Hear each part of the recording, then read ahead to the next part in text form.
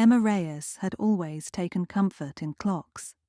As a child, she liked winding the brass carriage timepiece on her grandmother's mantel, listening for the gentle click that signalled the gears settling into their patient rotations. Now, at 32 and 3 apartments removed from childhood, the rhythmic sweep of seconds still helped her make sense of the messy disorder of human behaviour. A clock was honest about its motives. The people Emma reported on for her true crime podcast, however, rarely were.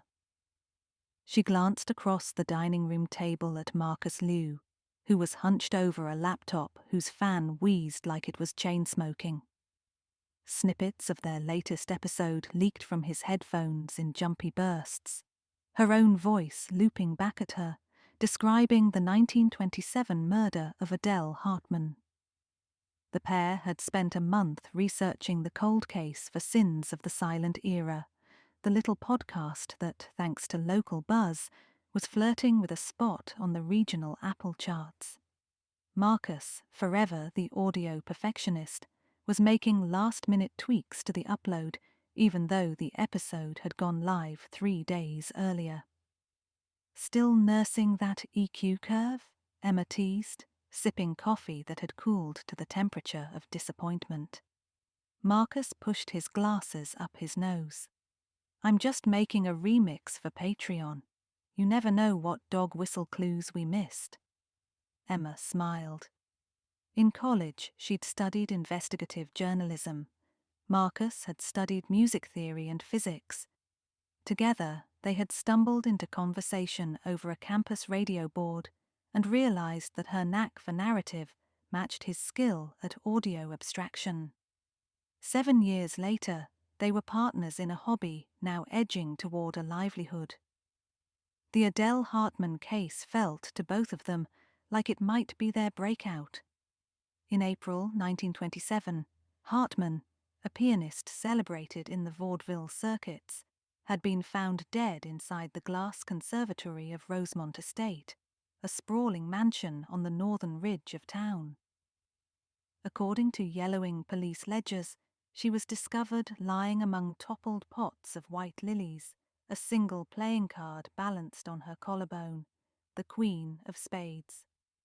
The official cause of death, arsenic poisoning, was determined only after the county coroner noted the unnatural pallor of her fingernails.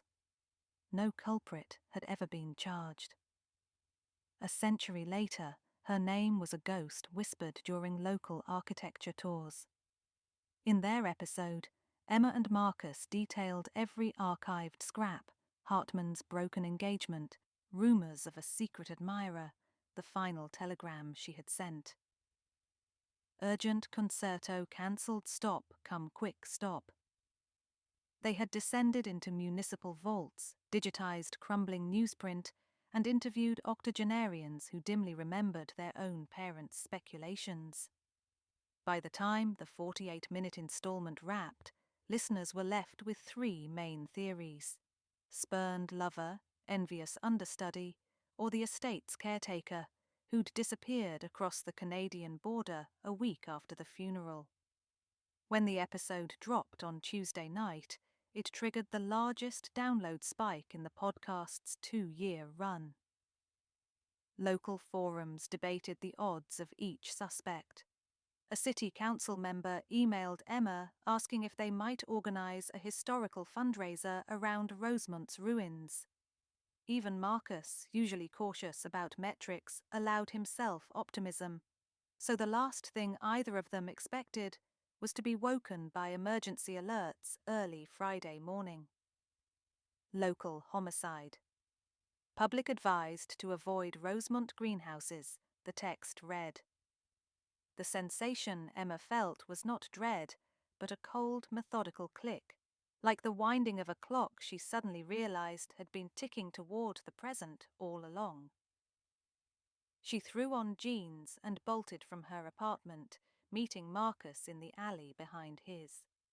His hair stood at panicked angles. He hadn't even switched out pajama bottoms. They drove in his rattling Civic toward Rosemont Ridge, phones spitting out contradictory directions from rival map apps. A line of police cruisers and yellow tape cordoned off the estate's crumbling wrought-iron gates. The original mansion had been demolished in the 1970s, leaving only skeletal fountains and the glass house, whose panes shone like jagged teeth under overcast dawn. Spotlights cast long shadows of lilies that had gone feral through decades of neglect. Emma's stomach flipped, an exact tableau from their research photos, except for the addition of fluorescent biohazard tents. They parked on the shoulder. Emma flashed her old student press badge with a confidence she didn't fully feel.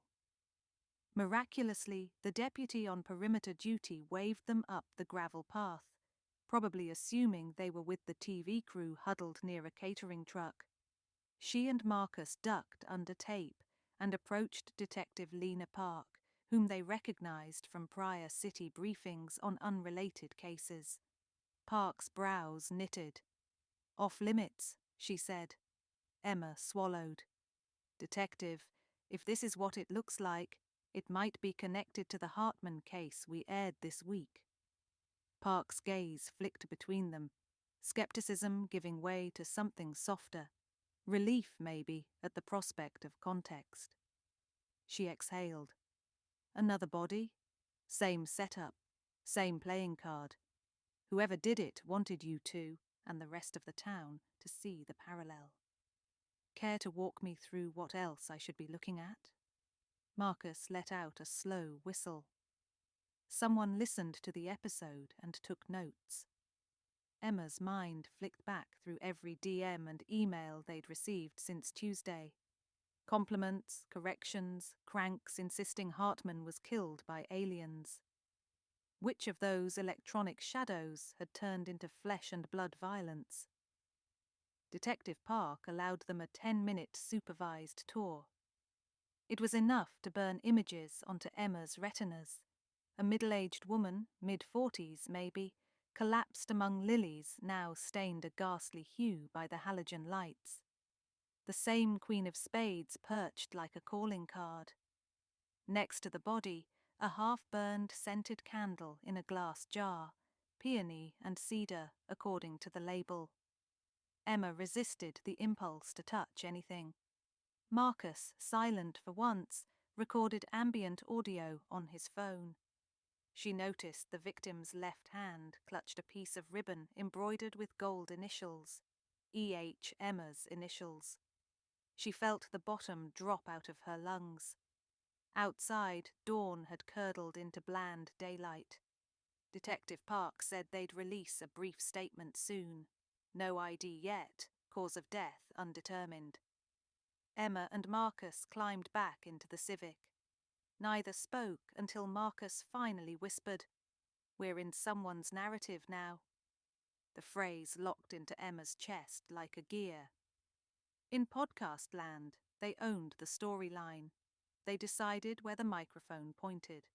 Now someone else had grabbed the megaphone. For the rest of the day, they hunkered in the basement studio they rented under a laundromat. Emma opened spreadsheets of leads, commenters, interview subjects, anyone who had requested private documents. Marcus scrubbed through raw audio, searching for background noises, voices, clocks, anything that might identify obsessive listeners who'd called into their hotline. Clues felt scattered, disconnected, like cogs without a common axle. At 2 a.m., while Marcus dozed in a beanbag, Emma zoomed in on a screenshot of an Instagram story posted the night before the murder. A filtered photo of lilies captioned, "Some beauties to die for," tagged at Rosemont Ridge. The account handle was Ace in the Lilies. She clicked. The profile picture was a stylized spade. 0 posts remained. Only a bio line. "History never dies. It recycles." The first adrenaline spike in hours jolted Emma upright. She fired off a request for user data to a friend who moonlighted in cyber forensics. Then she texted Detective Park. "New lead. Do not wait for warrants. The account is deleting everything." She added a string of clock emojis, her shorthand for urgency. Morning arrived accompanied by a voicemail from Park. Account already scrubbed, but we subpoenaed Instagram last night. Thanks for the tip. IP traces back to library Wi-Fi on West 3rd. Security footage request pending. Emma played the message twice. Behind Park's words, she heard gratitude laced with frustration. The acknowledgement that amateur outsiders were moving faster than official channels. Marcus awoke, hair moulded into carpet lines. Emma briefed him, then said, "We need to beat them to their next move. Copycat killers often escalate. The Hartman case wasn't a one-off, remember? There was that attempted poisoning of the theatre critic a month later. Same MO, different card." Marcus perked up. The jack of clubs. We mentioned it, but cut the details for runtime. Emma opened her notes. The critic survived because the dosage was wrong. If our fan is reenacting the full timeline, the next target could be... She scrolled. Thomas Greeley, owner of the Sentinel newspaper in 1927. Our modern equivalent would be maybe Jordan Fielding. He runs the online Sentinel Tribune, which absorbed the old paper. Marcus swiveled to the mixing board, toggling sliders like they might rearrange the universe. Fielding's office is on River Street. That's walking distance from the library the IP pinged. They didn't bother alerting Park yet. The detective would insist on procedure. Emma and Marcus, instead, recorded a 10-minute emergency mini-episode published instantly. Alert, possible target in copycat case.